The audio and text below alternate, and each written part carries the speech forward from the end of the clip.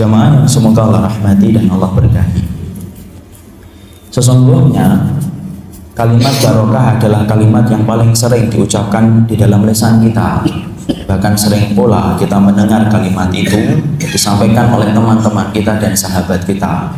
Karena kalimat barokah kalimat yang paling universal di antara kaum muslimin. Banyak orang yang selalu mengucapkan kalimat barokah di dalam kehidupan mereka. Saya pernah mendengar ucapan orang di pasar ketika mereka menyampaikan keuntungan mereka yang sedikit. Lalu saya berkata, kenapa tidak ganti pekerjaan saja? Maka mereka menjawab, tidak apa-apa Ustadz, yang penting kan barokahnya. Sebagaimana pula saya pernah bicara, berkomunikasi dengan salah seorang security di komplek perumahan saya. Gajinya cuma 950.000, di mana bebannya, kewajibannya juga berat. Kalau ada yang kehilangan warga komplek, motor ataupun mobil, yang dicari pertama kali adalah security. Tapi ketika saya bertanya, Pak, kenapa tidak mencari pekerjaan yang lainnya? Maka dia pun menjawab, tidak apa-apa Ustadz, yang penting kan barokahnya, walaupun gaji saya tidak menyentuh 1 juta, dan terkadang itu secara nampak mata tidak mencukupi. Disitulah kita mengambil pelajaran penting. Ternyata kalimat barokah adalah kalimat yang didambakan oleh setiap hati dan setiap jiwa orang yang beriman. Keterbatasan ekonomi mampu terhibur kalau kita mengatakan moga-moga barokah. Karena sesungguhnya kalimat barokah, kalimat yang sepakat diinginkan oleh kita selaku hambanya Allah. Tapi walaupun kalimat barokah merupakan kalimat yang diinginkan oleh kita, banyak diucapkan oleh kita, Masya Allah, tapi ternyata banyak orang itu yang tidak paham arti barokah itu apa. Alangkah ironis, kita mengucapkan satu kata tetapi kita tidak mengetahui maknanya semacam apa. Maka kalau kita tidak mengetahui makna barokah yang sebenarnya, fatal. Bisa jadi kita merasa belum barokah, padahal bisa jadi hidupmu telah barokah, dan bisa jadi kita merasa barokah padahal tidak barokah. Inilah pentingnya mengembalikan segala sesuatu dengan ilmu. Karena segala sesuatu harus dikembalikan kepada makna ilmu. Karena ilmu adalah cahaya, membebaskan manusia dari kegelapan kalau mereka berpegang kepada ilmu yang telah disampaikan oleh Nabi. Sama pula, jangan mengartikan barokah dengan sudut pandang hawa nafsu kita dan sudut pandang perkiraan kita. Karena sesungguhnya di situ tidak ada makna barokah yang sebenarnya. Tapi sebelum kita mengenal bagaimana arti barokah yang disampaikan oleh para ahlul ilmi kepada kita, mari kita kaji terlebih dahulu bahwasanya ada sebagian masyarakat yang salah menempatkan arti barokah. Sebagian masyarakat kita mengartikan bahwasanya barokah itu adalah harta. Jadi barang siapa mereka yang diberikan oleh Allah harta yang banyak, pintu rezekinya itu banyak, dari pintu rezeki 5 menjadi pintu rezeki 10, maka itulah barokah. Siapapun yang karirnya moncer, kemudian ke atas karirnya, maka kemudian itulah barokah. Banyak orang yang selalu mengartikan bahwasanya barokah itu melulu harta dan barokah itu melulu materi. Makanya kita mendapati kalau ada seorang ibu, anaknya kaya raya, walaupun tidak taat kepada Allah, tidak pernah datang ke masjid, tapi ketika anaknya sukses di dalam bisnis, maka ibu itu komentar, nah hidupmu sekarang barokah ya. Tapi kalau kita mendapati ada seorang ibu, anaknya taat kepada Allah, tapi hartanya mungkin tidak sukses sebagaimana kakaknya, walaupun dia taat kepada Allah, tapi kalau rumahnya masih ngontrak, tidak punya mobil, tidak punya fasilitas hidup, maka ibunya akan sedih dan berkata, hidupmu nolongso banget nak, belum mendapatkan barokah. Usaha ya supaya barokahnya datang dalam kehidupanmu. Masya Allah, ternyata sudut pandang manusia hari ini ketika mengartikan keberkahan, mereka selalu membalikan arti keberkahan itu menurut harta. Masya Allah, padahal kita apabila mengartikan keberkahan yang Allah berikan kepada kita itu melalui harta, Masya Allah, berarti orang kafir itu lebih barokah daripada kita. Karena kekayaan mereka lebih jauh dan lebih banyak daripada kekayaan yang kita miliki. Karena fasilitas hidup mereka lebih berlimpah daripada fasilitas hidup kita. Kita Pak, Masya Allah, rumahnya paling 100, 200, 300 meter. Orang-orang kafir mungkin yang ada di Hollywood, mungkin di tempat-tempat yang mahal di dunia ini. Mereka punya rumah itu sampai ratusan, sampai ribuan meter. Kalau kemudian kita artikan bahwasanya barokah itu adalah harta, orang kafir itu lebih barokah daripada kita karena harta mereka lebih banyak daripada harta yang kita dapatkan. Kalau kemudian kita kemana-mana naik pesawat, yaitu dengan pesawat biasa, orang-orang kafir itu mereka kemana-mana, banyak di antara mereka itu memakai pesawat jet pribadi. Padahal kita, Masya Allah, kita sering sekali nyari tiket pesawat aja, cari yang promo. Itu pun kemudian 3 bulan sebelumnya sudah mesen supaya lebih murah. Kalau kita artikan bahwasanya barokah itu adalah kekayaan, Masya Allah, siapkan sapu tangan, siapkan tisu supaya kita menangis karena sesungguhnya hidup kita tidak barokah dibandingkan dengan harta, dibandingkan dengan materi yang dimiliki oleh orang-orang kafir. Disitulah kita memahami, tolong jangan pernah artikan bahwasanya barokah itu adalah harta. Karena Allah sudah menyampaikan kepada kita, fa'amal insanu idza mabtalahu rabbuhu fa'akramahu wa na'amahu fayaqulu rabbi akraman. Manusia itu loh, kalau mereka dikasih nikmat harta, mereka berkata Rabbi akraman. Allah itu memuliakan kita, Allah itu sayang sama kita. Kalau manusia itu sedang dilapangkan rezekinya. Tapi kalau manusia itu sedang disempitkan rezekinya oleh Allah, manusia itu akan berkata, Rabbi ahana, ya Allah, Allah telah menghinakan kita, Allah tidak sayang sama kita, sampai rezeki kita disempitkan oleh Allah. Maka kemudian Allah mengatakan, kalla, bukan semacam itu. Karena Allah tidak pernah menitipkan keberkahan hidupmu melalui harta. Dan Allah tidak pernah menetapkan kemurkaannya Allah kepadamu itu juga melalui harta. Karena sesungguhnya barokahnya hidup seorang beriman tidak pernah terkait dengan harta dan tidak pernah terkait dengan materi. Sebelum kita mengenali arti barokah, mari kita kemudian mengenal dulu bagaimana harta itu yang Allah bagikan kepada kita itu maknanya apa, supaya kita mampu memaknai harta-harta yang kita peroleh dan harta yang kita kumpulkan hari ini. Karena sesungguhnya Imam Ibnu Qayyim menerangkan harta yang Allah bagi kepada manusia itu menjadi 2 makna. Yang pertama, harta yang Allah titipkan kepada seorang hamba di mana Allah ridho dengan harta itu ketika diberikan kepada seorang hamba. Siapa orang yang mendapatkan harta yang semacam ini? Orang yang mendapatkan harta yang semacam ini adalah orang-orang yang solih, di mana mereka menjadikan harta yang mereka dapatkan menjadi jembatan mereka beribadah kepada Allah dan melakukan ketaatan di jalan Allah. Sebagaimana harta yang Allah berikan kepada Sulaiman, sebagaimana harta yang Allah berikan kepada Abdurrahman bin Auf, sebagaimana harta yang Allah berikan kepada Imam Abu Hanifah.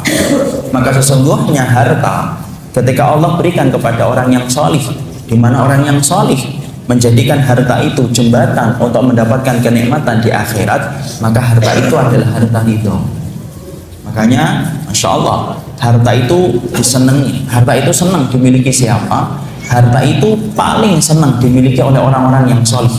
Makanya sampai Nabi berkata, ni'mal malu li rajuli solih, sebaik-baik harta yaitu adalah harta ketika dimiliki oleh orang yang solih. Karena harta apabila dimiliki oleh yang solih, mereka senang karena mereka akan dimanfaatkan pada tempat-tempat yang mulia di dalam harta yang mereka dapatkan.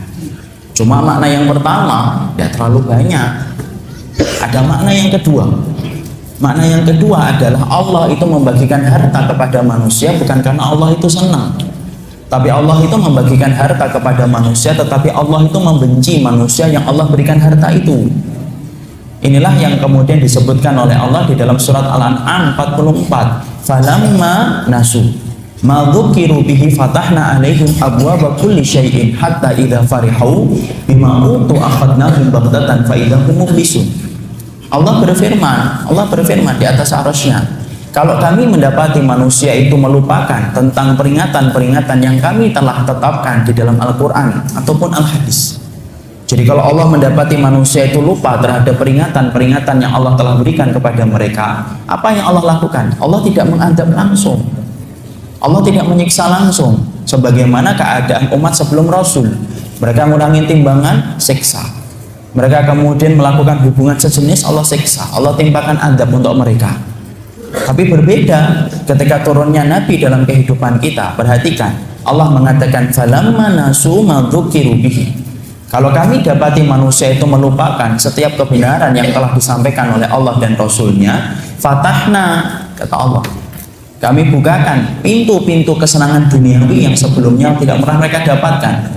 Jadi kami bukakan pintu-pintu kesenangan duniawi untuk mereka, hatta idza farihu bima utu, sampai ketika mereka tenggelam dengan semua kenikmatan duniawi yang telah kami berikan, akhadnahum, kami cabut nyawa mereka secara tiba-tiba, fa idahum mublisun, maka mereka terhinyak ketika mereka balik kepada Allah mempertanggungjawabkan semua kenikmatan ketika mereka pakai di dalam kemaksiatan. Jadi ternyata Allah itu ketika membenci kita, Allah itu ketika membenci kita tidak langsung disiksa dan tidak langsung diadab. Tapi sesungguhnya melalui ayat 44 surat Al-An'am, Allah menegaskan kepada kita, siapapun mereka yang dibenci oleh Allah, sungguh Allah ketika membenci kita, salah satu cara Allah membenci manusia justru dibukakan kepadanya harta, supaya dia bertambah amnesia, lupa terhadap kesalahan dan kemaksiatan yang dia lakukan di dalam hidupnya ketika dia tertipu dengan banyaknya harta yang dia peroleh. Ini loh jawaban dari pertanyaan kita. Kenapa ya orang kafir itu mereka diberikan oleh Allah banyak harta dan mudah urusannya di dalam urusan proyek dunia yang mereka jalani?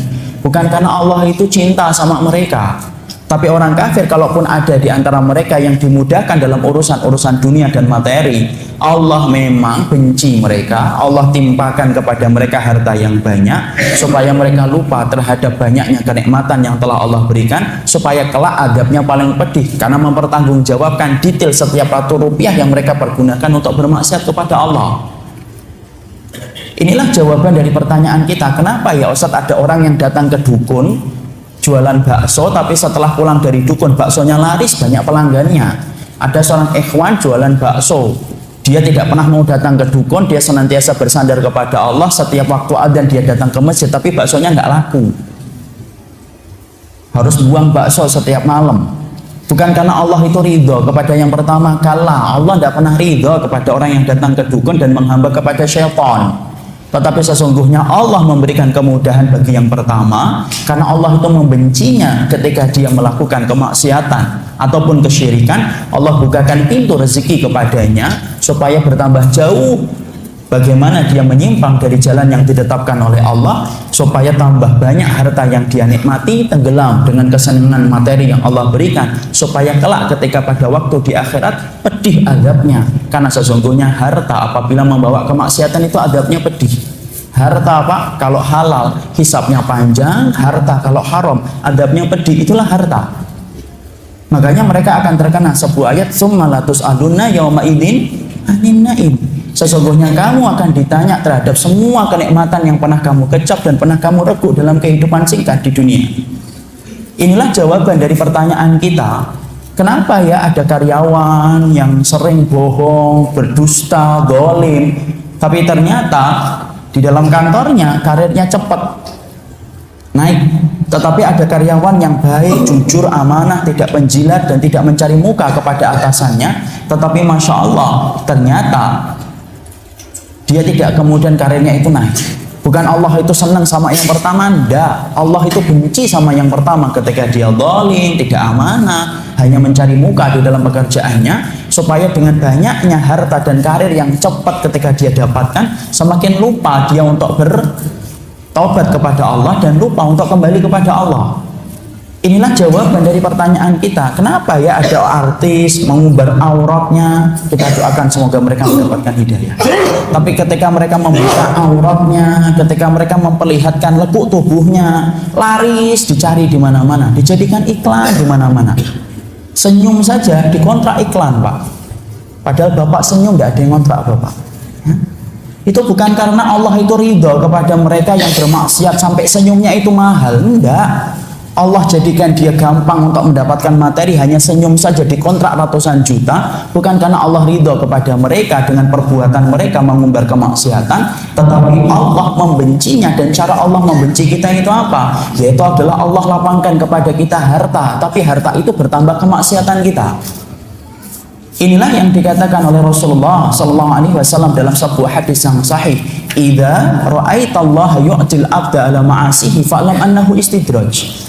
Makanya sampai Allah Rasulullah SAW bersabda dengan lisannya, kalau kamu melihat ada hamba yang diberikan oleh Allah harta, tapi dengan harta yang Allah berikan kepadanya bertambah kemaksiatan yang dia kerjakan, fa'lam, ketahui ya, itu bukan nikmat. Fa'lam annahu istidraj, itu adalah istidraj. Apa itu istidraj? Kata orang Jawa, dilulu, dinaik-naikkan, tapi untuk dijatuhkan kepada titik yang paling hina, itu dilulu, itu namanya istidraj. Inilah yang kita khawatirkan. Kalau kemudian kita menjadi hambanya dunia dan menganggap dunia itu bagian dari barokah, sampai kemudian kita lupa terhadap dosa dan kemaksiatan ketika sudah dimudahkan harta, semakin banyak hartamu, semakin banyak maksiatmu, berarti itu bukan nikmat yang bersifat ridho, itu adalah istidraj yang Allah berikan kepada dirimu, karena sesungguhnya harta, Masya Allah, kalaupun halal, hisabnya panjang, kalaupun kamu pergunakan untuk kemaksiatan, adabnya sangat pedih. Tidak ada sebuah hisab yang panjang kecuali adalah hisab yang berkaitan tentang harta. Ini loh yang menjadikan kita harus merubah gaya kehidupan pemikiran kita selama ini. Bahwasanya kalau kita lagi digampangkan, oh Allah lagi sayang sama kita. Urusannya tiba-tiba gampang, kemudian kita mengatakan Allah sedang merahmati kita. Tapi ketika tiba-tiba Bapak dipecat, proyeknya gagal, Bapak langsung mengatakan Allah sedang benci sama kita. Kalau kemudian semacam itu, Pak, Nabi Nuh adalah orang yang paling layak dibenci oleh Allah. Kenapa? Dakwahnya gagal, 950 tahun tidak mencapai 60 orang. Tapi sesungguhnya bukan itu yang dimaksud dengan keberkahan, karena sesungguhnya keberkahan itu tidak berdasarkan kepada apa yang kita kumpulkan dari harta dan apa yang berkurang dari harta. Bukan itu yang terkait dengan harta, bukan itu yang terkait dengan barokah. Inilah yang menjadikan kita mengkaji, bagaimana sih artinya barokah itu. Jadi ketika kita sudah sepakat bahwasanya barokah itu adalah bukan berkaitan tentang harta, ayo mari kita kembalikan makna barokah itu apa dalam kehidupan kita, supaya betul-betul kita mampu memaknai barokah itu dengan kacamata yang benar. Dan tidak ada kacamata bagi seseorang yang bodoh dan awam layaknya kita, kecuali kacamata para ulama ketika mereka menafsirkan satu perkata yang ada di dalam istilah yang syar'i, baru benar, supaya kita tidak salah memaknai kata yang penting tapi kemudian kita tidak tahu artinya dan salah memaknainya. Jangan sampai loh kita ngomong yang penting barokah ya, tapi nggak ngerti artinya barokah itu apa. Nah, inilah pentingnya dalam kajian kita hari ini kita akan memahami apa itu makna barokah yang dijelaskan oleh para ulama. Banyak, tapi dalam kesempatan yang singkat dan sederhana ini kita akan membahas 5 saja arti barokah yang dijelaskan oleh para ahlul ilmi terdahulu dari kalangan para ulama salafus salih. Ya, kita akan artikan barokah itu 5 makna yang disampaikan oleh para ulama. Tapi setelah nanti kita dapat 5, tidak usah ngukur orang lain. Wah, setelah catatan hari Sabtu subuh kamu itu hidupnya tidak barokah, tidak gitu. Jadi masing-masing nanti kita untuk mengukur diri kita ini sudah barokah ataukah belum, tidak untuk memvonis orang lain. Antum kan dikirim oleh Allah untuk beribadah kepadanya, bukan untuk memvonis orang lain. Makanya kemudian kita akan kemudian gali apa itu makna barokah yang Allah tetapkan dan disampaikan kepada ahli ilmi ketika mereka menjadi kacamata bagi penglihatan kita yang sangat awam dan sangat bodoh. Mari kita jelaskan arti barokah yang pertama. Arti barokah yang pertama yang disampaikan oleh Imam Ibnu Rajab Al-Hambali. Kita ngerti Imam Ibnu Rajab ulama besar yang menyusun kitab Jami'ul Ulum wal Hikam. Ulama yang mana sebelum meninggal dunia seakan-akan tahu kematiannya. Beliau membeli kain kafan, kemudian beliau memerintahkan tukang gali kubur datang ke rumahnya dan beliau sampaikan, tolong galikan kubur untukku. Itu Imam Ibnu Rajab. Sampai kemudian digalikan, itu liang lahat untuknya, kemudian dia datang melihat ini kurang, ditinggal sebentar. Seakan-akan kemudian beliau itu sudah mempersiapkan kematiannya. Beberapa saat setelah itu kemudian Imam Ibnu Rajab Al-Hambali itu meninggal dunia. Di antara karya monumentalnya Imam Ibnu Rajab itu banyak, ada Lataiful Ma'arif, ada Jami'ul Ulum wal Hikam. Ya, kita tidak membicarakan tentang beliau, tapi kita membicarakan perkataan beliau ketika beliau menyampaikan tentang makna barokah. Beliau menyampaikan di dalam kata barokah, beliau katakan al barokatu kullu ma tuzidukum fit ta'ah. Sesungguhnya barokah itu yang pertama kata beliau, al barokatu kullu ma tuzidukum fit ta'ah. segala kondisi yang menambah ketaatan kita, disitulah arti barokah. Kita sering mengartikan barokah itu dengan sudut pandang nafsu kita. Oh, barokah itu banyak, barokah itu indah, barokah itu sehat. Kita sering mengartikan barokah dengan sudut pandang nafsu. Karena apa? Nafsu itu suka dengan yang gampang, nafsu suka dengan yang indah, nafsu kita ini senang dengan sesuatu yang bersifat sehat. Itu nafsu. Tapi ternyata barokah itu tidak disampaikan oleh beliau dalam kondisi. Tapi beliau katakan, al barokatu kullu ma tuzidukum fi ta'ah, segala sesuatu yang menambah ketaatan saya dan antum kepada Allah, maka itulah barokah. Kita sering mengartikan ilmu yang barokah itu adalah ilmu yang banyak. Ketika antum dulunya belum hafal hadis, tahu hafal hadis. Ketika antum belum hafal Quran, kemudian separuh dari Al-Quran antum hafal. Kita sering menyangka itu saja dengan banyaknya riwayat. Tidak. Yang dinamakan barokah ketika antum mencari ilmu adalah barokah itu adalah ilmu antum menjadikan antum menjadi taat kepada Allah dan dekat kepada Allah, dan menjadikan akhlak kita semakin akhlak yang mulia. Karena banyak orang yang ketika mereka mengkaji ilmu, mereka banyak mendatangi ayunan langkah kakinya ke majelis ilmu, tapi ternyata Masya Allah, ketaatannya kepada Allah tidak bertambah, tetapi lesannya, Masya Allah, tidak ada orang muslim yang selamat dari lesannya, tetapi orang kafir selamat dari lesannya. Kalau ada orang yang mereka mengaku bahwasanya dia mendapatkan ilmu, tetapi tidak bertambah ketaatannya kepada Allah kecuali hanyalah sedikit saja, lalu tidak tumbuh akhlak yang baik kepada sesama orang yang beriman, maka sesungguhnya bisa jadi ilmu yang dia pelajari itu tidak barokah karena tidak menumbuhkan ketaatan dan tidak menumbuhkan akhlak yang baik. Makanya sampai Imam Ibnu Rajab berkata pula dalam kitabnya Lataiful Ma'arif, jazaul hasanati al hasanatu ba'daha. Sesungguhnya sebuah ketaatan kalau diterima oleh Allah, maka ketaatan itu akan membuahkan kepada kebaikan yang lebih besar. Antum kalau mencari ilmu dan antum bertanya, perjalanan saya datang ke kajian ini diterima oleh Allah ataukah tidak selama ini? Gampang kok. Perhatikan saja bagaimana kehidupan antum, indeks perbuatan antum setelah antum ngaji. Semakin antum ngaji, semakin antum mengerti untuk mendekat kepada Allah dan menjauhkan diri dari segala perkara yang dibenci oleh Allah. Akhlak antum semakin akhlak yang mulia kepada sebagaimana akhlaknya para nabi dan para salaful ummah. Maka pastikan itulah kemudian barokahnya ilmu. Tetapi kalau ada orang yang mereka, Masya Allah, ketika mereka mengaji, mereka menuntut ilmu, tetapi tidak tumbuh akhlak yang baik dan tidak bertambah dekatnya dia kepada Allah, hanya mengumpulkan coretan-coretan hitam di atas lembaran putih, tapi tidak menumbuhkan akhlak yang baik, Masya Allah, berarti kita khawatir jangan-jangan ilmu yang kamu pelajari itu tidak ada keberkahannya sampai kamu, Masya Allah, bukan tambah ketaatannya tetapi bertambah dosanya ketika tidak memiliki akhlak yang baik. Ingat ikhwan, akhlak itu menempati posisi yang penting di dalam kehidupan kita, terutama ketika kita belajar sunnah, ketika kita belajar tauhid. Kehidupan akhlak itu merupakan kehidupan yang membungkus kehidupan tauhid dan sunnah. Itu pembungkusnya, selimutnya itu adalah akhlak yang baik. Makanya sampai Abdullah bin Mubarak itu berkata, kuntu ta'alamtul ilma isyrina sanatan wa ta'alamtul adab salasina sanatan. Abdullah bin Mubarak sampai berkata, saya belajar ilmu, belajar tentang tafsir, belajar tentang hadis cuma 20 tahun. Tapi ketika saya belajar akhlak kepada sesama mukmin, saya belajarnya itu 30 tahun.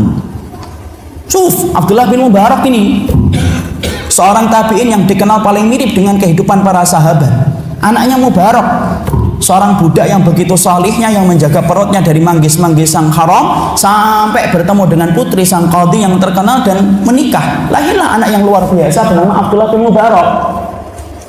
Perhatikan Abdullah bin Mubarak, beliau berkata, kuntu ta'alamtul ilma, saya ini belajar ilmu cuma 20 tahun.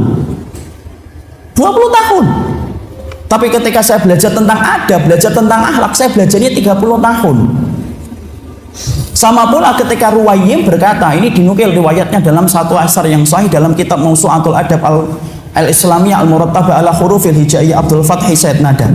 Ruwayyim, salah satu tokoh salafus saleh, berkata kepada anaknya ketika anaknya sedang membuka lembaran kitab. Apa yang dikatakan? Ij'al adabaka daqiqan waj'al amalaka milhan. Anakku, kalau kamu belajar, tolong ya, Jadikan kitab yang kamu sedang pelajari ketika kamu beramal itu layaknya garam. Dan jadikan adab kamu dan akhlak kamu kepada sesama hambanya Allah, jadikan adab kamu dan akhlak kamu itu sebagaimana adonan tepung. Kita kalau melihat Pak, adonan tepung dibuat oleh tukang martabak, tepungnya atau garamnya yang paling banyak? Tepung. Garamnya cuma ditaburi saja untuk kemudian memberikan rasa kepada tepung itu. Ruwaim dengan begitu apiknya dan indahnya mengatakan nasihat itu kepada anaknya, nak, kalau kamu itu belajar, jadikanlah ilmu yang kamu dapatkan dari kitab ketika kamu beramal, kedudukannya kayak taburan garam. Tetapi jadikanlah adab dan akhlak ketika kamu belajar, Masya Allah, jadikanlah itu sebagaimana kamu membuat tepung, itu tepungnya, itulah adab kamu. Karena begitu besarnya kedudukan adab di dalam kehidupan kita. Ketika ana dan antum belajar tauhid tapi tidak tumbuh adab dan akhlak yang baik, Masya Allah, berarti ada yang salah dengan kehidupan ilmu kita. Karena kehidupan sunnah salah satunya itu mempelajari adab yang benar, akhlak yang benar. Makanya sampai Imam Syafi'i berkata melalui salah satu asarnya yang sahih, ketika Imam Syafi'i berkata, man ahabba ayaftahallahu lahu qalbahu aw yunawwirahu fa alaihi bil khulwah wa tarkus sufaha wa qillatul aql wa bughdhu ahlul ilmi alladzi laysa ma'ahum insafun wala adabun. Sampai Imam Syafi'i itu berkata, ingatin kita kan pengikutnya Imam Syafi'i. Ketika Imam Syafi'i merujuk kepada Rasul, kalau ada perkataan Imam Syafi'i yang lemah, kita tinggalkan, tapi tetap mencintai Imam Syafi'i. Ulama itu kalau salah tetap dapat pahala 1. Imam Syafi'i berkata, man ahabba, siapapun yang dia senang, ayaftahallahu lahu qalbahu, ingin dibukakan hatinya, ayunawwirahu, ataupun ingin diberikan cahaya di dalam jiwanya.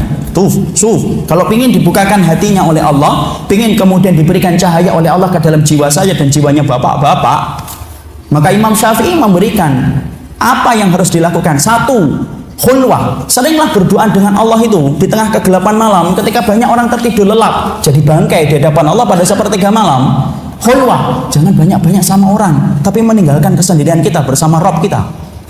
Khulwah itu namanya. Wa tarku sufaha, tinggalkan orang-orang yang bodoh yang mereka menuruti nafsu ketika mereka itu menjalani kehidupan. Wa qillatul aql, sedikit makannya. Wa bughdhu ahlul ilmi, dan bencilah orang yang berilmu, alladzi laisa ma'ahum insafun wala adabun. Siapa orang yang berilmu yang harus dibenci? Imam Syafi'i yang mengatakan. Kemudian Imam Syafi'i mengatakan alladzi laisa ma'ahum insafun wala adabun. Mereka itu ahlul ilmi yang tidak punya adab dan tidak punya akhlak ketika mereka mengajarkan ilmu. Loh, sampai ahlul ilmi disebutkan ahlul ilmi loh, bukan thalibul ilmi loh, Pak. Apa bedanya ahlul ilmi sama thalibul ilmi? Beda.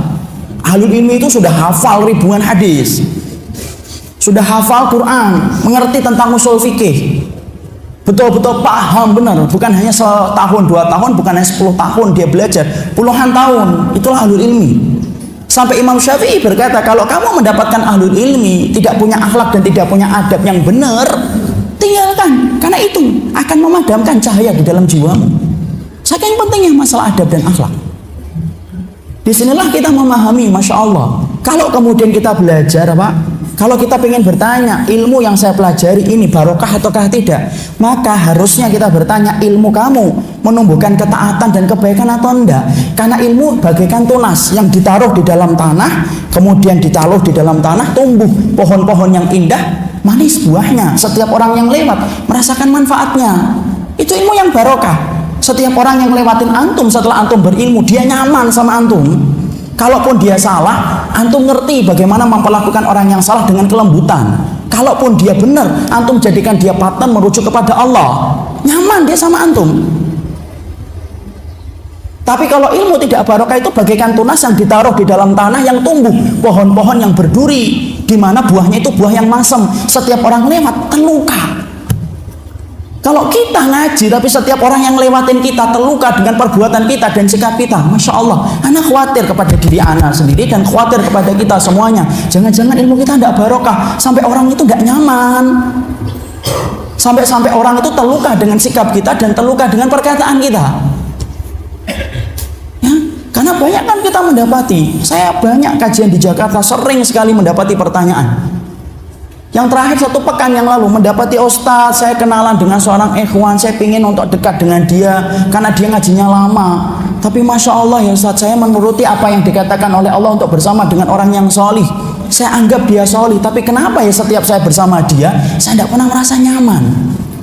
Tutur katanya, perbuatannya, saya seakan-akan berpikir kok gini sih akhlak orang yang mencari ilmu. Ini pertanyaan baru 10 hari yang lalu atau seminggu yang lalu.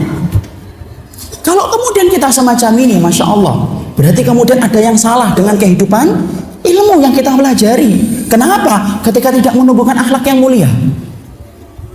Yang paling susah untuk kita pelajari itu apa? Akhlak. Kenapa? Barokahnya ilmu itu salah satunya bukan hanya tumbuh ketaatan, tapi barokahnya ilmu tumbuhnya akhlak dalam kehidupan kita. Makanya Nabi, Masya Allah, orang yang paling ngerti tentang akhlak. Padahal yang memiliki sunnah itu siapa? Pemilik sunnah itu Rasul. Bukan hanya mengaku sunnah loh, pemilik sunnah itu Rasul. Tapi tidak ada sahabat yang tidak nyaman ketika bersama Rasulullah, apapun dosa dan apapun kekurangan mereka. Nabi pernah memperlakukan orang yang berlaku dosa besar tenang loh. Dalam satu riwayat, ada seseorang yang datang kepada Nabi mengatakan, ya Rasulullah, halaktu ya Rasulullah, saya celaka ya Rasul. Kemudian Rasulullah berkata, apa yang membuatmu celaka? Ya Rasulullah, ini waqa'tu baina imra'ati fi nahari Ramadan. Saya telah mencampuri istriku di siang hari bulan Ramadan ya Rasul. Mencampuri istrinya di bulan hari, siang hari bulan Ramadan. Dosa besar atau dosa kecil? Besar. Maka Nabi dengan kemudian lembutnya langsung mengatakan, ente itu gimana sih sahabat kok? Buat tahan bentar, nanti maghrib kan bisa. Enggak. Rasul itu dengan lembutnya mengatakan, anta suma syahraini mutatabi'aini. Ya sudah, kamu puasa ya 2 bulan berturut-turut. Apa yang dikatakan? La utik anda, tidak mampu ya Rasul. Lihat, langsung mengatakan tidak mampu. Rasul apakah marah? Jangan langsung dijawab, coba dulu. Enggak. Dia tidak mampu ya Rasulullah, saya tidak mampu. Ya sudah, kalau tidak mampu, ya sudah, kamu bebaskan budak. Ya Rasulullah, saya tidak punya uang untuk membebaskan budak. Coba. Rasul tidak mengatakan kamu itu ya sudah enak-enakan berusaha dulu nyari uang sana bebaskan budak. Enggak. Kemudian Rasulullah mengatakan, ya sudah, berikan makanan untuk kepada fakir miskin 60 orang. Ya Rasulullah, saya tidak punya makanan yang saya bagi. Coba. Kemudian Rasulullah ngapain? Rasulullah masuk ke dalam, mengambilkan kurma yang ada di dalam bungkusan yang beliau miliki, dikasihkan kepada sahabat tadi. Nih, aku bantu. Padahal melakukan dosa besar, ikhwan. Nih, aku bantu nih. Kamu bagikan kepada tetanggamu. Itu masih ditawar. Ya Rasulullah, emang ada yang lebih membutuhkan daripada saya ya Rasulullah. Ya Allah, ya sudah buat kamu aja. Coba. Itu bukan hanya kurma Nabi, itu kurma Nabi banget itu. Perhatikan akhlak pemilik sunnah ini.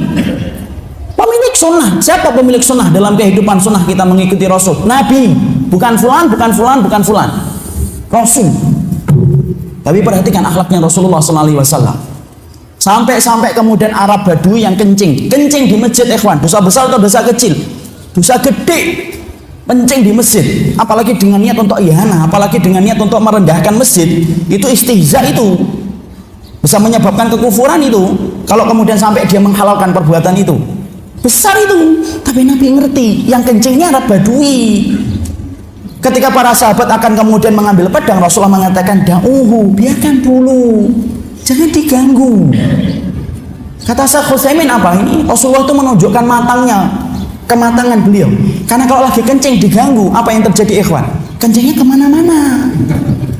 Biarin dulu, menyelesaikan hajatnya. Setelah selesai hajatnya, Rasul cuma meminta apa? Cuma meminta segayung air. Dengan lembutnya Rasulullah kemudian menaruh air kencing di atas kencing tersebut, air. Selesai. Rasul tidak memarahi Arab Badui. Kamu tuh ngerti nggak ini Masjid Nabawi? Saya ini Nabi, saya ini Rasul. Apa kamu nggak melihat? Rasulullah mengatakan itu. Ini loh yang kemudian menjadikan kita kemudian kalau bertanya, bagaimana sih tentang kehidupan barokahnya ilmu? Barokahnya ilmu itu menjadikan kita, Masya Allah, semakin kita berilmu, semakin kita berakhlak kepada sesama orang yang beriman.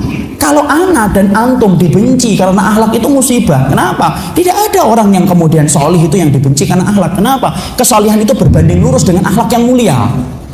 Dan di antara akhlak kita apa? Cinta kepada orang yang beriman. memaafkan dan memberikan udzur kepada kemudian kesalahan mereka. Itu yang dikatakan oleh para ulama. Kalau kamu mendapati saudaramu salah, berikan udzur, pegang tangannya, jangan diumbar kesalahannya. Imam, sejak kapan kehormatan seorang mukmin itu lebih murah daripada bawang merah dan bawang putih? Tidak pernah murah, ikhwan. Mahal di sisi Allah. Antum sering mengatakan, ayo kita pegang tangannya, ngomong empat mata. Kenapa kita nggak bisa melakukan itu kepada saudara-saudara kita, kalaupun mereka melakukan kesalahan?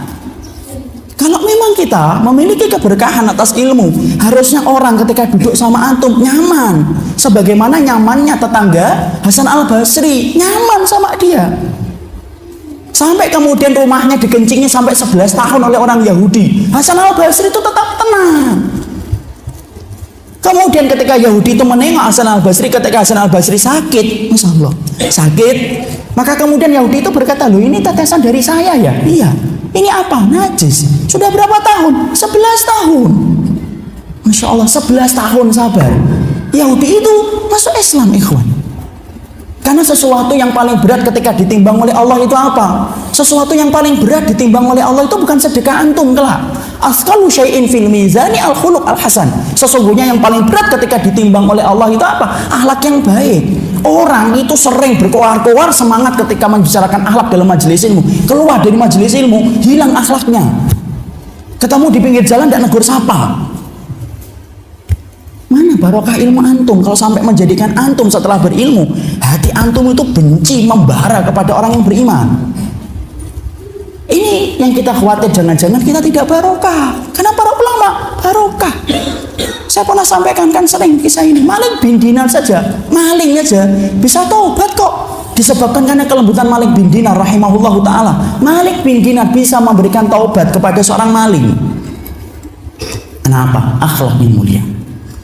Jadi inilah yang menjadikan kita kalau bertanya, saya, antum, bapak semuanya sering datang ke majelis ilmu. Kalau kita bertanya, apakah saya diterima oleh Allah ataukah tidak? Barokah ataukah tidak perjalanan ilmu saya? Ya salah satunya perhatikan dua, taatnya antum bertambah atau tidak. Yang kedua, kita itu semakin membuat nyaman orang yang beriman ataukah tidak? Karena orang beriman, mereka lah yang akan mendoakan kita. Mereka yang akan kita pilih untuk menyelati kita. Kalau kemudian kita sampai salah, kemudian Masya Allah salah menempatkan saudara kita, sampai kemudian kita membenci mereka, Masya Allah itu tidak ringan di hadapan Allah, karena hisabnya juga hisab yang panjang. Makanya Nabi sampai berkata, barang siapa yang punya dosa berkaitan tentang harta dan kehormatan seorang mukmin, kata Rasulullah, dosa yang berkaitan harta dan kehormatan orang mukmin, cepat halalkan sebelum datangnya kematian. Karena sesungguhnya sesoleh apa antum dan saya sampai kemudian punya hutang, hutang itu tidak akan dimaafkan oleh Allah sampai kita membayarkan itu dan ahli waris membayarkan itu. Hutang itu harta, baru harta itu. Dan yang kedua, kehormatan diri tidak akan dimaafkan oleh Allah sampai orang yang antum rampas kehormatannya, antum injek-injek dan antum buang dalam parit kehidupan, antum kemudian harus halalkan itu di hadapan orang yang pernah antum jatuhkan kehormatannya. Supaya apa? Tolonglah, mari yang sudah ngaji benar, tolonglah ketika melihat ada seseorang yang kemudian masih salah ataupun masih dosa, jangan kemudian dicela dan dihujat. Mereka layak kok mendapatkan hidayah. Kalau ingin dipahami, tolong dong pahami orang. Kalau ingin dihargai sama orang yang beriman, tolong hargai orang. Kadang-kadang kita banyak mendolimi orang, ketika baru didolimi kita ngomong, tolong dong jangan mendolimi kita. Padahal kamu banyak mendolimi orang. Itulah kehidupan sunnah, itulah kehidupan ilmu kalau barokah ya. Sama pula kalau kita bertanya, anak yang barokah itu apa? Anak yang barokah itu bukan anak yang putih, imut, lucu. Itu marmut itu. Anak yang barokah itu anak yang kemudian bapak itu mendapatkan kebaikan dari ketaatannya. Karena apa? Kondisi apapun yang menambah taat itulah yang namanya barokah. Anak kita itu menjadi anak yang betul-betul barokah itu kapan? Ketika anak bapak itu taat sama Allah. Ya, karena sesungguhnya diingatkan oleh Nabi dengan lisannya yang mulia dalam hadis riwayat Muslim kan? Rasulullah mengingatkan kepada kita, yuqalu lil walid yaumal qiyamah. Ada anak-anak soleh yang sudah di depan pintu surga, tinggal masuk surga dia. Dan apa? Amalannya luar biasa sampai Allah ringankan hisab. Di antara tanda orang yang bahagia kelak pada waktu hari kiamat itu apa? Ringan hisabnya. Tanda orang yang celaka pada waktu hari kiamat itu apa? Panjang hisabnya dan sampai didebat oleh Allah. Kalau ada di antara manusia didebat sama Allah, maka itu berarti celaka. Sama dengan kisah orang-orang yang riya di dalam amalnya. Kamu ngapain? Qatal tufika, saya berperang karenamu ya Allah. Kadzabta, bohong. Kalau sampai didebat kayak gini, celaka orang kayak gitu. Itu dalam urusan hisab. Ya? Maka kemudian anak-anak yang soleh ini selesai, sudah di depan pintu surga. Kemudian Allah berfirman, udkhulul jannata, bawa masuk surga. Sudah masuk surga. Kemudian anak-anak itu kemudian melihat ke dalam surga, tidak melihat batang hidung bapak dan ibunya. Kemudian mereka berkata, lan nadkhulal jannata hatta ya'ti abauna wa ummahatuna. Ya Allah, kami tidak mau masuk ke dalam surga ya Allah sebelum kami bertemu dengan orang tua kami. Allah berfirman, mali rohum. Kenapa sih orang tuamu ini masih di belakang dihisab? Tidak ada. Biarkan mereka menyelesaikan urusan mereka dulu. Hisab mereka masih banyak. Udkhulul jannata, masuk kalian itu ke dalam surga. Anak-anak yang soleh Pak kemudian berkata ini kepada Rabbnya, lan nadkhulul jannata hatta ya'ti abauna wa ummahatuna. Ya Allah, kami tidak mau masuk ke dalam surga ya Allah sebelum kami bertemu dengan orang tua kami. Permintaan anak-anak mereka yang soleh itu Masya Allah langsung dijadikan oleh Allah menjadi syafaat bagi orang tua mereka yang ada di belakang. Allah ringankan hisab orang tua mereka, Allah ampuni dosa-dosa mereka, disebabkan Allah ingin mempertemukan orang tua mereka dengan anak-anak mereka yang menunggu mereka di depan pintu surga. Sampai diringankan ketemu dengan anak-anak mereka di depan pintu surga. Lalu Allah berfirman, udkhulul jannata antum wa abaukum. Nih orang tuamu nih, ayo masuk surga. Bareng-bareng masuk surga Pak. Di depan masuk surga bareng-bareng dengan orang tua mereka. Jadi anak yang soleh itu Pak nunggu apabila bapak kececer di belakang, entah karena dosa kemaksiatan yang dulu pernah kita lakukan dan kita tidak bertobat sampai hisab kita panjang. Waliyadzubillah, nasallallahu alaihi wal afiyah. Kalaupun saya dan bapak kececer di belakang, maka kemudian orang tua kita itu, anak-anak kita itu akan menunggu kita di depan pintu surga. Di depan pintu surga loh, bukan di depan mall loh. Depan pintu surga. Bareng-bareng itu kemudian masuk ke dalam surga. Itu loh anak yang soleh. Makanya tidak ada pekerjaan yang paling berat bagi seorang muslim kecuali adalah bagaimana menjadikan anaknya itu soleh. Bapak itu tidak akan ditanya anaknya miskin atau anaknya kaya. Allah tidak akan nanya kok, kenapa anakmu miskin? Tidak ditanya.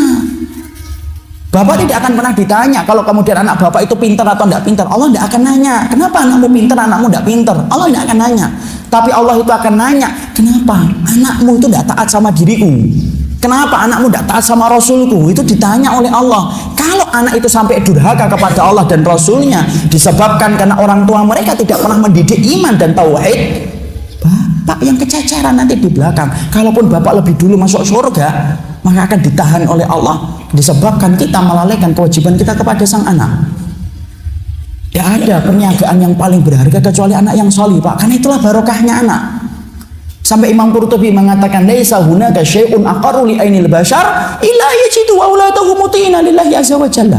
Kamu tidak pernah dapetin loh satu perkara yang paling menggembirakan hati seorang laki-laki kecuali adalah kamu dapetin anaknya itu taat kepada Allah. Itu yang paling menggembirakan. Karena apa? Kalau bapak tidak mendapati anaknya solih, bapak dapat pahala. Pahala merawatnya, ngasih makan, ngasih minum, ngasih papan, ngasih sandang.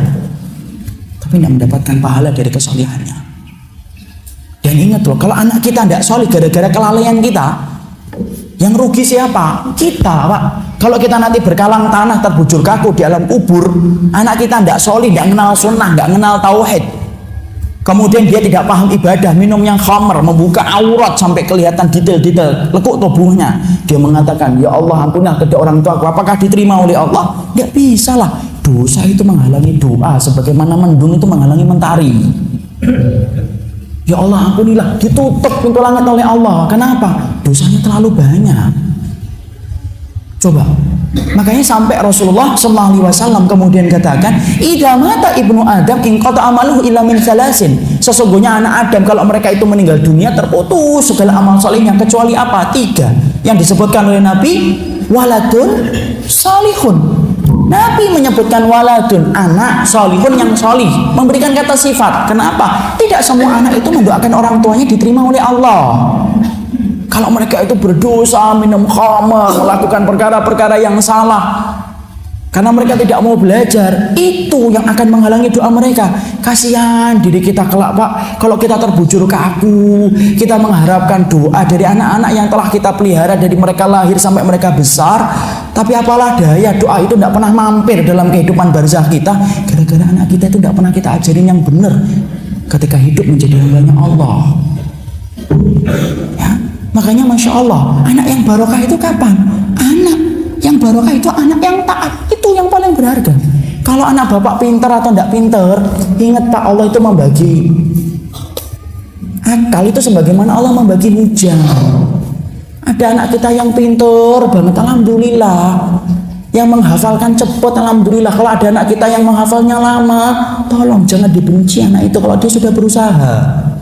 Karena apa? Allah itu membagi akal sebagaimana Allah membagi hujan. Ya? Makanya ada anak kita yang menghafalkan surat An-Naba 2 hari selesai. Ada anak kita yang nomor 3 menghafalkan An-Naba sampai 2 bulan, 3 bulan nggak hafal-hafal. Gak usah dimarahin, nih kamu An-Naba 3 bulan nggak hafal-hafal. Anaknya pintar jawab, masih mending saya 3 bulan daripada Abi seumur hidup nggak hafal-hafal surat An-Naba.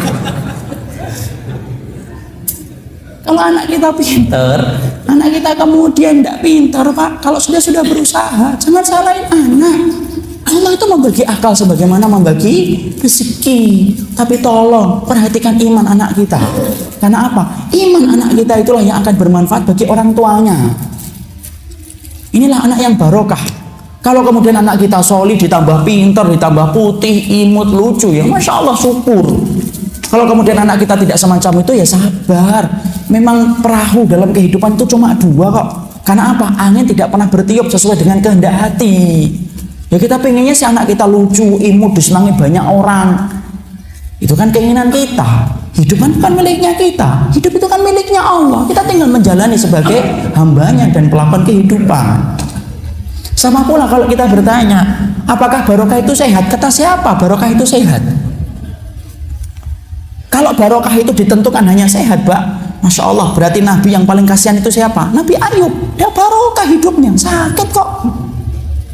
Bapak tahu sakit puncaknya Nabi Ayub yang diceritakan oleh Imam Ibnu Katsir dalam Al-Bidayah wan Nihayah, diceritakan. Puncak-puncaknya sakit Nabi Ayub itu apa? Masya Allah, tatasaqat luhumu Ayub wa baqiya ilal idham.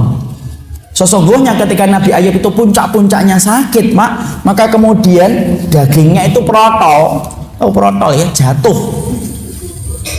sampai disapu itu sama istrinya. Saya tidak pernah mendapati riwayat yang sering kita dengarkan di waktu kecil, ada ulatnya dimasukkan lagi. Saya tidak ngerti itu. Tapi riwayat yang sahih yang saya pernah baca itu dagingnya itu berjatuhan. Dagingnya berjatuhan, Pak. Tahu bagaimana istrinya itu kemudian heran sama Nabi Ayub, kenapa tidak pernah doa untuk disembuhkan. Minta sama Nabi Ayub, Yub, anta nabiyun, kamu ini nabi, doalah sama Allah supaya kamu disembuhkan oleh Allah, penyakitmu ini sudah parah. Nabi Ayub berkata apa? Aku disehatkan oleh Allah 70 tahun kok. Masa aku tidak mampu bersyukur 70 tahun sisanya untuk menggantikan 70 tahun yang sehat? Kalau kita artikan bahwasanya sakit itu tidak barokah, Pak, Masya Allah, berarti Nabi Ayub itu tidak barokah, berarti Nabi juga tidak barokah.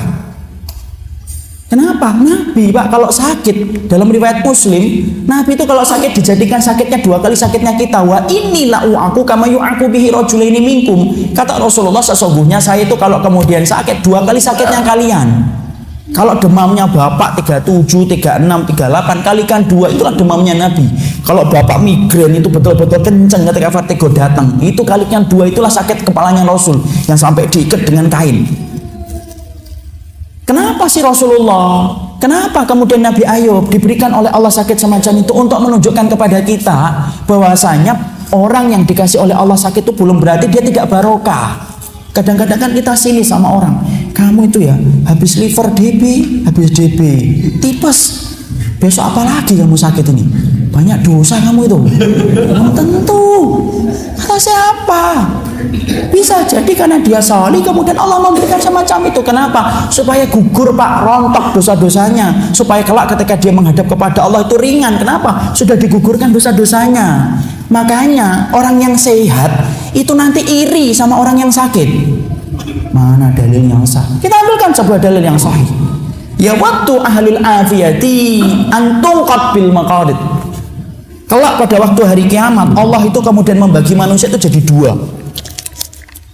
Satu ahlul afiyah, satu ahlul musibah. Ahlul musibah itu orang yang sering sakit-sakitan, sering diuji, sering ditimpakan dengan kepayahan, kelaparan, paceklik. Ini ahlul afiyah, ini ahlul musibah. Yang kedua ahlul afiyah, orang yang jarang lapar. Makanya kenyang terus, gelegean ketika habis makan. Kemudian kecukupan, jarang sakit. Ya? Maka yang pertama kali ditimbang itu mana? Ahlul musibah. Ketika ditimbang oleh para malaikat, kemudian para malaikat berkata, ya Allah, ahlul musibah tidak tersisa kecuali sedikit saja dari dosa-dosanya. Kenapa? Karena sudah dihapuskan dengan berbagai macam tingkat ujian dan penyakit yang engkau berikan kepada mereka ketika di dunia. Apa yang dikatakan oleh Allah? Undur, lihat yang dikatakan oleh Allah. Allah kemudian berkata kepada para malaikat, uktuhum salasan, kasih mereka itu 3. 1, afiah, kekuatan. Kenapa dikasih kekuatan? Untuk menggantikan keperihan, kepayahan, kelemahan ketika dulu mereka sakit di dunia. Dijadikan double kekuatannya. Cukup? Belum. Kasih mereka khairan, kebaikan. Kalau disebut kata khairan di akhirat itu apa? Surga. 3, manzilah, kedudukan yang tinggi. Dibangunkan sebuah rumah di surga yang begitu tinggi, di mana kemudian tempat itu tidak mampu diraih dengan pahala sholat, tidak mampu diraih dengan pahala sedekah, tidak mampu diraih dengan pahala zakat. Apapun hanya bisa diraih bagi orang yang kemudian diuji, kemudian dia bersabar dan ihtisab mengharapkan pahala, dikasih oleh kedudukan yang tinggi itu. Sampai ahlul afiyah ketika mereka mendongakkan kepala mereka itu, masya Allah tingginya ya Allah. Kemudian mereka berkata, ya Allah, kalau kami ngerti di balik setiap ujian, kedoliman, penyakit yang engkau timpakan kepada seorang hamba itu kayak gini, ya Allah, tolong ya Allah, hidupkan kami lagi, potong-potong, caca-caca tubuh kami dari daging-daging kecil, sakit tidak apa-apa, supaya kami merasakan nikmatnya nanti di akhirat. Tapi tidak bisa lagi kan, saking irinya orang-orang yang sehat, saking irinya orang yang gampang, saking irinya orang yang dipuja ketika di dunia. Mereka iri kepada ahlul musibah. Kenapa? Allah semacam itu ketika mencintai kita, Allah sulitkan, Allah beratkan hidup kita. Kenapa? Supaya kerasa nikmat betul ketika sudah menghadap kepada Allah.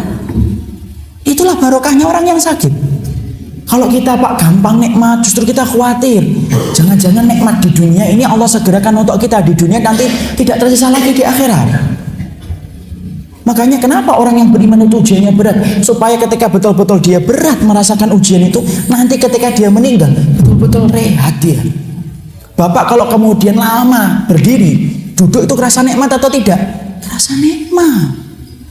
Coba kalau naik kereta api Pak, Bekasi kota itu, kalau Bapak tahu, kalau pernah datang ke Jakarta, kereta api Pak kalau pagi full, ribuan orang kayak pepes di dalam kereta api itu. Nafas aja susah Pak. Kita kalau berdiri bergelayut melihat orang yang duduk, nikmat betul orang yang duduk itu. Melihat tempat duduk itu kayak lihat roti bakar yang ladang. Kenapa? Letih kita berdiri. Orang duduk sambil main handphone, enak bener. Kadang-kadang kita lihat ada orang yang baru membuka tasnya, masukin handphonenya ke tas, kita seneng. Wah ini mau turun nih, deketin kita. Ternyata cuma nutup tas, tidur lagi dia. Itu rasanya Pak, kalau kemudian kita itu duduk, rasanya itu nikmat betul. Duduk itu masya Allah nikmat. Walaupun tinggal 1 stasiun lagi turun. Kenapa? Karena sudah terasa letih ketika kamu berdiri. Sama. Kenapa orang yang beriman itu diuji dengan sedemikian beratnya? Supaya kamu merasakan nikmat itu nanti ketika kamu itu meninggal dunia. Makanya berapa banyak orang yang sakit Pak, Allah berikan kebaikan. Ada wanita Ansor masuk surga bukan karena sholatnya saja, tapi ada wanita Ansor yang masuk surga disebabkan kena penyakit ayan, sabar dengan penyakit ayannya. Dalam hadis riwayat Muslim, ala uhbirukum bini saya ini di sana. Kalian mau tahu nggak perempuan wanita surga itu? Yang muncul seorang laki-laki, seorang wanita, hitam budak, mantan budak terkena penyakit ayan. Kemudian dia menyampaikan kepada Nabi, ya Rasulullah, saya terkena penyakit ayan, ya Nabi, doakanlah saya. Rasulullah berkata, in syi'ti tasbiri, kalau kamu mau sabar, kamu dapetin surga. In syi'ti, kalau kamu mau, aku doakan aku sembuh. Wanita itu milih yang mana? Pertama, Pak. Ya sudah, aku milih sabar ya Rasulullah. Penyakit ayan bisa menjadi pintu untuk masuk ke dalam surga. Sebelum pisah dengan Nabi, kemudian dia ngomong kepada Rasul, ya Rasul, cuma satu permintaanku. Apa? Kalau penyakit ayanku lagi kambuh, sering terbuka auratku, tidak sadar. Tolong ya Rasulullah, doakan saya semuanya ketika penyakit ayanku kambuh tertutup auratku. Masya Allah ya, wanita Ansor sampai mikirin aurat itu ketika penyakit ayannya kambuh. Padahal kalau kambuh, sadar atau tidak sadar? Tidak sadar. Dosa atau tidak? Tidak. Sampai masih mikirin aurat kalau tidak sadar. Kalau wanita sekarang kan sadar, sesadar-sadarnya membuka aurat. Kemudian Rasulullah didoakan oleh Rasulullah, semoga kamu ditutup auratnya. Masya Allah, dikabulkan oleh Allah. Itulah permintaan sahabat. Permintaan sahabat, Pak, dalam urusan dunia banyak yang nggak dikabulkan oleh Allah. Tapi permintaan para sahabat dalam urusan akhirat itu dikabulkan dan dibayar kontan oleh Allah. Urusan akhirat, langsung wanita tersebut selama penyakit ayannya kambuh ditutup rapat itu, Pak. Bagaimana auratnya sampai kemudian dia meninggal dunia. Apakah kita katakan sakitnya tidak barokah? Kalau sakit tidak barokah, Pak, Ubay bin Ka'ab tidak akan meminta sakit kepada Allah. Ubay bin Ka'ab itu mendengar Nabi mengatakan, la tasubbul humma, jangan celah penyakit demam. Fa innal humma yukaffiru sayyi'at. Sesungguhnya penyakit demam itu menggugurkan dosa. Ubay bin Ka'ab pulang, angkat tangan, berdoa, asibni bil humma. Ya Allah, tolong dong timpakan saya demam, ya Allah, yang tidak memberatkan, tidak menghalangi ketaatan, ya Allah. Allah beri kontak. Ubay bin Ka'ab sakit demam setiap sore sampai pagi. Demam sore sampai pagi, demam sore sampai pagi, sampai diterangkan dalam kitab sirah para ulama, sahabat satu-satunya yang demam setiap sore itu siapa? Ubay bin Ka'ab. Masya Allah, Ubay bin Ka'ab demam setiap sore sampai pagi karena dia ngerti bahwasanya penyakit itu kemudian akan memberikan keberkahan dengan digugurkannya dosa. Kalau sakit tidak barokah, Pak Ubay, kemudian Sa'ad bin Abi Waqqas itu pasti meminta sembuh. Bapak tahu Sa'ad bin Abi Waqqas? Sa'ad bin Abi Waqqas itu adalah seorang sahabat di mana pasukan panglima besar dia, sebagaimana Khalid bin Walid yang pernah melawan Romawi sampai Romawi kewalahan menghadapi pasukannya Sa'ad bin Abi Waqqas, sampai mengatakan pasukannya Sa'ad itu pasukan jin. Kenapa? Ngelewatin sungai, tidak ada yang tenggelam kuda-kudanya. Itu Sa'ad bin Abi Waqqas. Doanya mustajab, Pak. Mustajab doanya Sa'ad bin Abi Waqqas itu. Sampai dikatakan oleh para sahabat, yustajab da'watuhu baina ashabi Rasulillah. Kalau kamu melihat sahabat yang paling mustajab doanya, perhatikan Sa'ad bin Abi Waqqas. Makanya rumahnya rame, Pak. Didatangin oleh para sahabat dan para tabi'in yang meminta supaya didoakan oleh Sa'ad bin Abi Waqqas. Kalau Sa'ad bin Abi Waqqas hidup, saya yakin deh jamaah di Bali juga akan rame datang ke rumahnya. Rame itu rumahnya Sa'ad bin Abi Waqqas. Rame, Pak, rumahnya Sa'ad bin Abi Waqqas. Tapi Masya Allah mustajab. Untuk menceritakan bagaimana mustajabnya dakwahnya, doanya Sa'ad bin Abi Waqqas, sampai Sa'ad bin Abi Waqqas itu kemudian pernah difitnah beliau sebagai orang yang kemudian tidak adil, tidak bertakwa dalam pembagian ghanimah. Sa'ad bin Abi Waqqas, penduduk surga, difitnah, dizalimi. Sa'ad bin Abi Waqqas tenang, dia mengangkat tangan dan berkata, ya Allah, kalau yang mau fitnah saya ini dusta, bohong, tidak mampu mendatangkan bukti atas apa yang mereka tuduhkan kepada diriku dan hanya untuk riak dia mengatakan itu, tolong timpakan kepadanya 3. 1, umurnya panjang, gak mati-mati. 2, miskin terus, jangan pernah dicukupkan hidupnya. 3, kasih fitnah sampai dia mati. 3-tiganya tidak ada yang dikurangi oleh Allah. Cash, dibayar oleh Allah. Itulah dua orang yang terdolimi. Cash. Antum kalau mendolimi, mungkin antum tidak dikasih oleh Allah hukuman, tapi mungkin anak antum. Hati-hati dengan lisan dan tulisan kita. Karena apa? Kedoliman tidak dibiarkan oleh Allah. Makanya Hasan Al-Basri mengatakan kedoliman itu 3. Kedoliman yang tidak diampuni oleh Allah, kedoliman yang tidak dibiarkan oleh Allah, dan kedoliman yang diampuni oleh Allah. Hasan Al-Basri rahimahullah ta'ala. 3-tiganya cash, Pak. Orang yang memfitnah Sa'ad bin Abi Waqqas, miskin terus, umurnya panjang sampai 100 tahun lebih, tangannya itu tidak pernah berhenti colek perempuan yang lewat di depan pasar. Ketika dia dimarahin, kamu itu yang nyelekin perempuan, panggil pasar, Kemudian dia berkata, ini gara-gara doanya Sa'ad bin Abi Waqqas. Tahukah kita Sa'ad bin Abi Waqqas itu doanya mustajab? Buta Pak beliau. Buta. Sampai kemudian keponakannya itu heran sama pamannya. Pamanku, kamu itu mustajab doanya. Mustajab betul kamu itu kalau berdoa. Mbok kamu itu mendoakan dirimu supaya sembuh penyakit matamu. Sa'ad bin Abi Waqqas mengatakan, aku lebih ridha dengan takdir sakitku aku terima daripada aku mengangkat tangan untuk merubah takdir yang telah Allah tetapkan untuk diriku. Dia ingin mendapatkan keberkahan dari matanya. Masya Allah. Kalau sakit barokah Pak, sakit itu banyak barokah. Ada orang yang buta hafal Quran, Syekh bin Baz, ulama besar, tapi buta. Kalau kita katakan sakit tidak barokah, berarti yang buta itu harusnya tidak bisa hafal Quran. Susah. Yang mampu melihat saja belum tentu hafal Quran kok. Syekh bin Baz itu hafal ribuan hadis Pak, ribuan hadis Pak. Kalau Bapak kan satu, innamal a'malu binniyat. Itu pun tidak bisa diterusin. Sama la taghdab faradada miraron, itu doang. Syekh bin Baz itu ribuan hadisnya.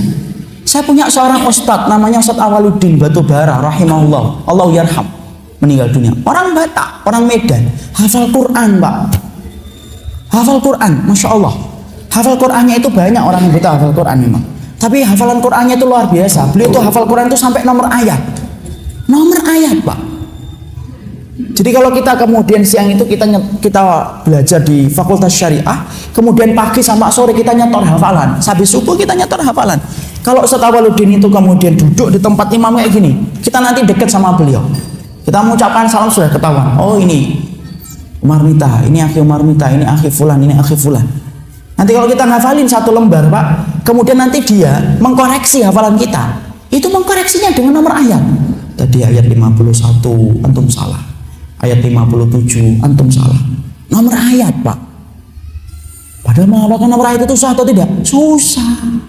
Bapak saya tanya minal jinnati wan nas saja tidak ngerti kok ayat berapa. Harus ngurutin dulu. Qul a'udzu birabbin nas, malikin nas. Itu kalau kemudian tahu suratnya. Kadang-kadang masih tanya, itu surat apa Ustaz? Ini sampai hafal Quran, sampai hafal nomor ayat. Sampai ada seorang temannya yang datang dulu di Pondok Husnayain, di pondoknya Khalil Ridwan, ketua MUI. Kita dulu di situ di Pondok Tahfidz, siangnya kita di Fakultas Syariah. Kemudian sampai ada temannya yang datang itu ngomong, Ustaz kalian Ustaz Awaluddin ini, Masya Allah dulu ketika masih menjadi santri, pernah kita mau ujian surat Yusuf, mau ujian surat Yusuf. Kemudian Awaluddin ini menghafalkan surat Yusuf, tertidur di atas sajadah, ngigu. Tahu ngigunya Pak? Surat Yusuf dari awal sampai terakhir tidak ada yang salah. Masya Allah. Sampai ngomong bener Ustaz. Iya, demi Allah. Tanya sama santri-santri yang jadi temannya Ustaz Awaluddin. Tanya sama Ustaz Awaluddin sendiri. Saya tanya, atau pernah ngigu surat Yusuf? Iya katanya. Tapi saya tidak sadar. Ya iyalah Ustaz ngigu kok.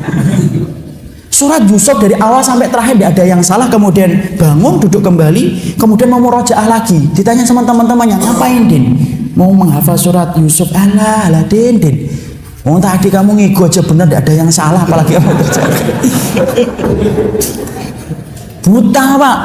Coba siapa yang berani mengatakan sakit sekarang tidak barokah? Saya punya teman sakit kecelakaan tunggal sampai kemudian seluruh bagian tubuhnya itu kemudian tidak bisa digunakan, kencing tidak terasa, BAB tidak terasa. Hidupnya sekarang di atas kursi roda Pak.